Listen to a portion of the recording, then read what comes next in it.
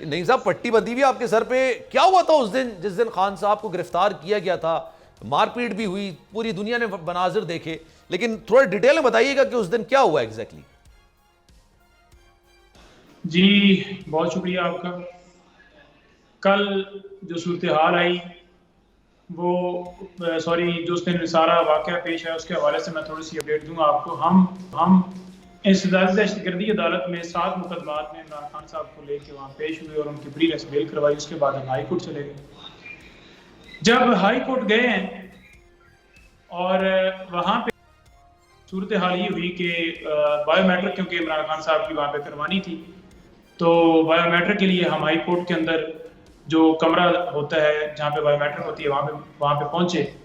تو باہر سے جو صورتحال آئی کہ عمران خان صاحب کو جب اندر لے کے جانا تھا تو اچانک سے ایک بھگدڑ مچتی ہے.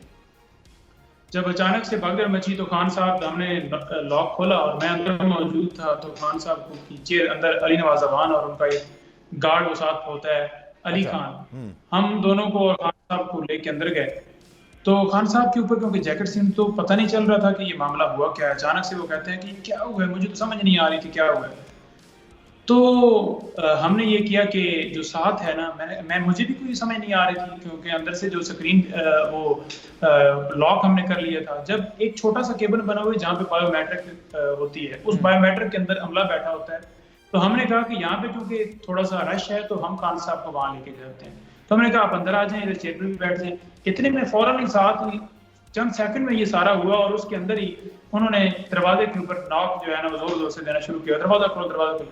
اچھا ہم نے سمجھا کہ شاید پاکستان تحریک انصاف کے کارکن ہیں وہ ایسا کر رہے ہیں، یا کوئی ایسی صورتحال ہوئی ہے کہ جو فار ایگزامپل کوئی لائرز آپس میں اور پولیس کا تشدد ہوا ہے اور وہ اندر آنا چاہتے ہیں، یا کوئی بندہ اندر. خان صاحب کہتے ہیں میں بندہ اندر گھسا ہے جس کو نکالنے کے لیے سارا کچھ کر رہا ہے.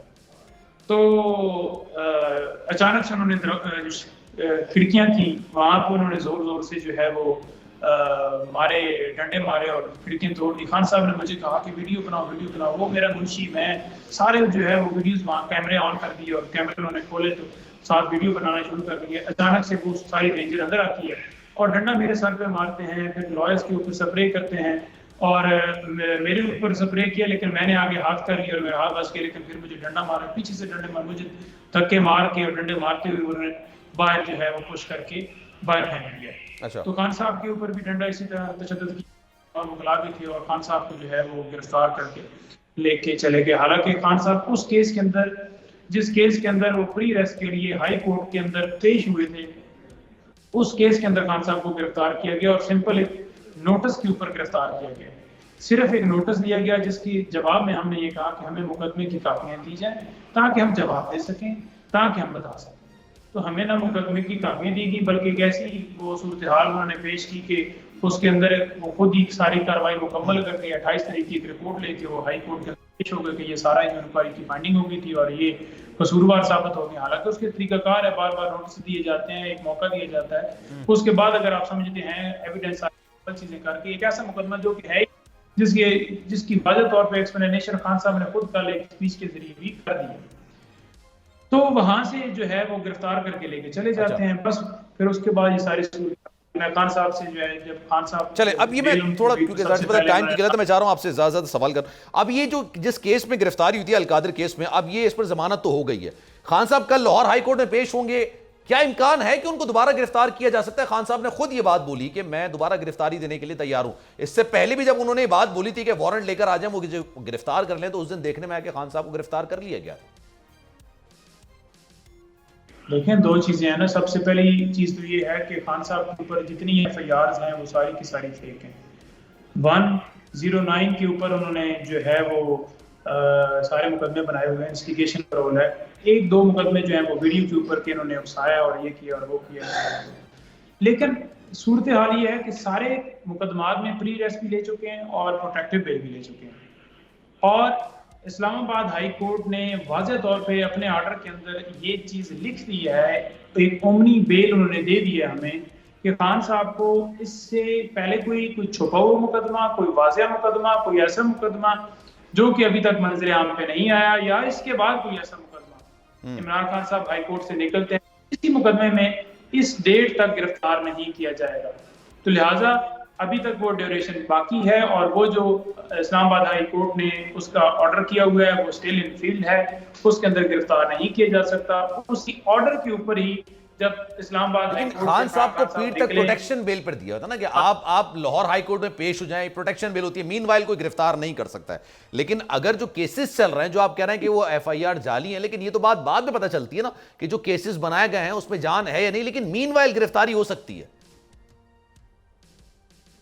دیکھیں گزارش یہ ہے کہ جو کیسز ہیں ان سب کیسز کے اندر پریس بیل ہو چکی ہے، تو کوئی ایسا مقدمہ نہیں جس میں عمران خان صاحب کی ضمانت پینڈنگ ہے. اگر کوئی چھپا ہوا مقدمہ انہوں نے بنایا ہوا ہے یا رکھا ہوا ہے یا کسی میں نامزد کیا ہوا ہے تو اس میں بھی وہ گرفتار نہیں کر سکتے ٹل جو ہمیں وہاں سے جو ہے اونی بس بیل ملی ہوئی ہے، وہ میرے خیال میں 2 ہفتے کی ہے، تو اس ٹائم تک جو ہے وہ گرفتار نہیں کر سکتے. ٹھیک ہے، اس وقت تک گرفتار نہیں کر سکتے. خان صاحب پر جو کیسز چل رہے ہیں اس میں آپ کو کیا لگتا ہے سنگین نوعیت کا کیس کون سا ہو سکتا ہے؟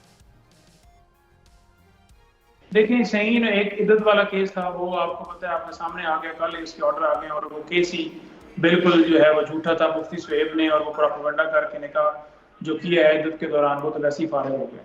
پیچھے جو کیس بچتے ہیں وہ سارے ہیں 109 کے، صرف اس کے اندر جو ہے وہ مشورے کا جو ہے رول دیا گیا ہے، ایمان کا رول دیا گیا. تو وہ کوئی ایسا ان کے پاس ثبوت نہیں ہے. فار ایگزامپل عمران خان صاحب کسی جگہ پہ پیش ہوئے ہیں اور پولیس کی طرف سے شیلنگ کی گئی ہے، تشدد کیا گیا ہے، اور آگے سے کارکنان نے کوئی اگر پتھر مارا ہے تو خان صاحب تو کسی جگہ پہ نہیں کہہ رہے کہ آپ جو ہے یہ پتھر ماریے گا، یہ گاڑی کو توڑ دیجیے گا. کیس آ رہی ہے مین جو کیس جس کے اندر وہ ٹیرین والا کیس تھا، اور اس کے بعد جو دوسرا کیس توشہ خانہ والا ہے اس کے اندر ویسے ہی ہائی کورٹ سے سٹے ہو گیا توشہ خانہ والے کیس میں. اور خاتون جج دھمکی کیس جس کے اندر جو ہے وارنٹ وغیرہ نکلتے ہیں، وہ کیس بھی جو ہے وہ ہم نے اس کی جو ہے وہ آرڈرز جو ہیں اس کو چیلنج کر دیا، اس کے سمن کو بھی چیلنج کر دیا، اور اس کی بھی کوئی میرا خیال میں 15 تاریخ ہے جو نیکسٹ ہے ہفتے کے اندر ہے. ٹھیک ہے، تو کوئی ایسا کیس نہیں ہے جس میں گرفتار آپ سے دیگر معاملات پہ بات کرتا ہوں. اب کل جو ہے یہ آپ کو پتا ہوگا سپریم کورٹ میں سماعت ہوگی، الیکشن کمیشن نے جو نظر ثانی درخواست دائر کی ہے، کیا ہو سکتا ہے اس کا مطلب؟ خان صاحب کے کا معاملہ تو یہ پراپر نہیں ہے، لیکن اس کے باوجود اگر یہ کہا جائے 14 مئی تو گزر گئی ہے، الیکشنز نہیں کروائے گئے، تو توہین کی پروسیڈنگز ہو سکتی ہیں نہیں ہو سکتی؟ دیکھیں بالکل ہو سکتی ہیں. آئین جو ہے وہ واضح کہتا ہے کہ آپ نے جو جب عبوری حکومت ختم ہوتی ہے تو ایک ٹائم پیریڈ دیا گیا ہے، اس کے آگے آپ ایک دن نہیں جا سکتے. اور جو الیکشن کمیشن نے فار ایگزامپل کسی آرڈر کو چیلنج کیا گیا تو الیکشن کمیشن اس کے اوپر جو ہے وہ مکمل طور پہ بالکل وہ ایک پارٹی کا جو ہے وہ ادارہ نہیں بننا چاہیے، بلکہ اسے قانون کے مطابق آئین کے مطابق عمل کرنا چاہیے. وہ کسی جماعت کا حصہ نہیں بننا چاہیے. تو وہ جماعت کا حصہ بننا بالکل غیر قانونی بات ہے. اور اگر یہ جو 14 تاریخ دی گئی ہے اس کے بعد الیکشن اس دن، کیونکہ وہ ٹائم تو گزر گیا، تو الیکشن نہیں کر کل ہے، منڈے کی ڈیٹ ہے، تو انشاءاللہ سپریم کورٹ اس کے اوپر پورا ایکشن لے گی. فیصلہ سپریم کورٹ نے کرنا ہے، سپریم کورٹ لے لینا ہے. قانون سامنے ہے، آئین سامنے ہے، اور سپریم کورٹ اپنے آرڈر پٹیشن کے حوالے سے جو نظر ثانی درخواست ہے اس پہ فیصلہ ہو جائے گا نا. اگر آپ آرڈر کی بات کر رہے ہیں، توہین عدالت کی کارروائی کس طرح سے پروسیڈ ہوگی، کیسے آگے بڑھے گی؟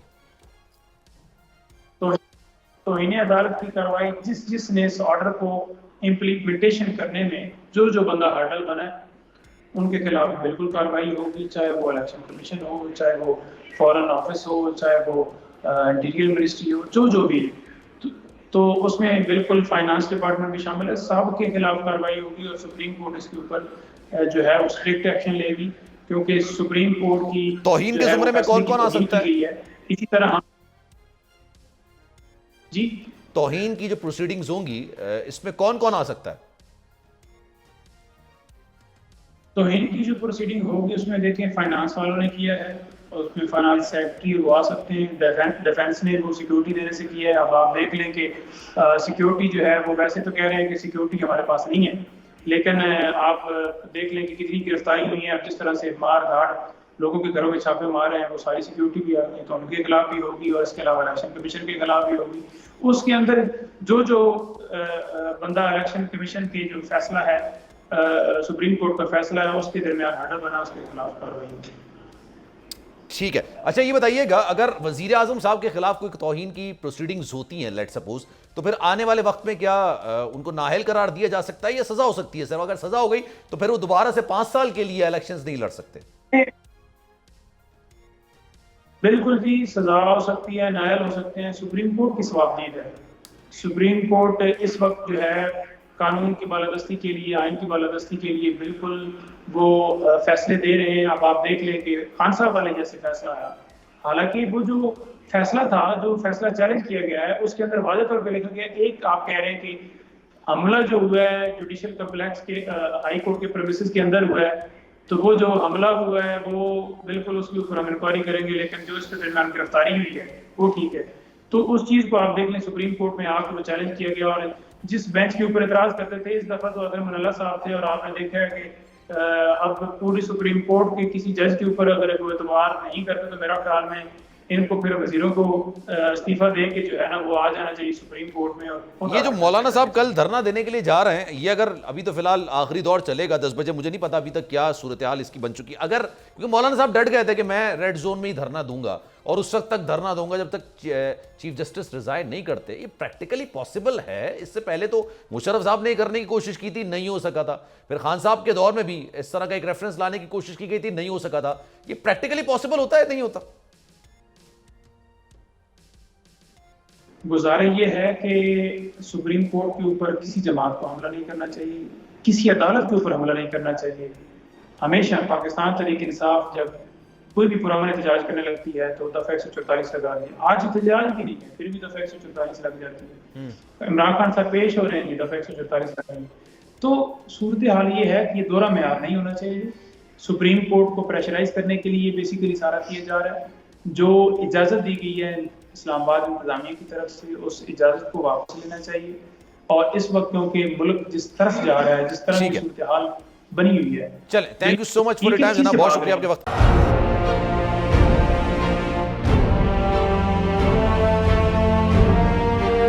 عدالتی احکامات کے باوجود کراچی میں شعیب شیخ کے گھر کو غیر قانونی طور پر مسمار کر دیا گیا ہے.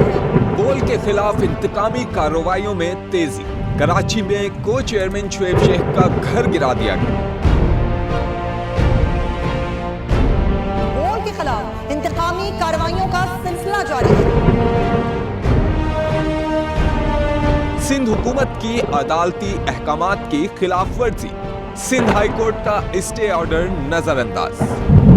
سیکریٹری بلدیات Najam Shah, director land Sawal Islam, director anti encroachment Imran Ahmed کو نوٹس جاری. Administrator K M C director Saif Ur Rahman, D I G south Irfan Baloch, S S P Keamari Fida Hussain کو بھی فریق بنایا گیا. اس سے پہلے جو ظلم کے پہاڑ توڑے گئے, شعیب احمد شیخ کی زبانی سنی. 60 دن کا وقت ہوتا ہے, 102 دن کے بعد میں جیت گیا, کیس بری ہو گیا, 102 دن کے بعد اپیل فائل کی, ایکسپٹ کر لی. نہیں کرتے نا ایکسپٹ, ختم ہو جاتا نا ظلم یار.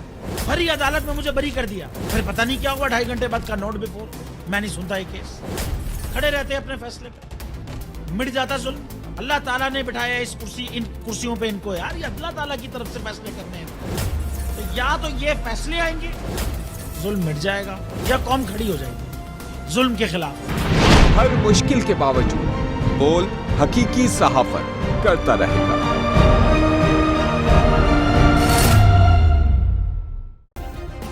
سبسکرائب کریں اور بیل دبائیں تاکہ کوئی خبر رہ نہ جائے.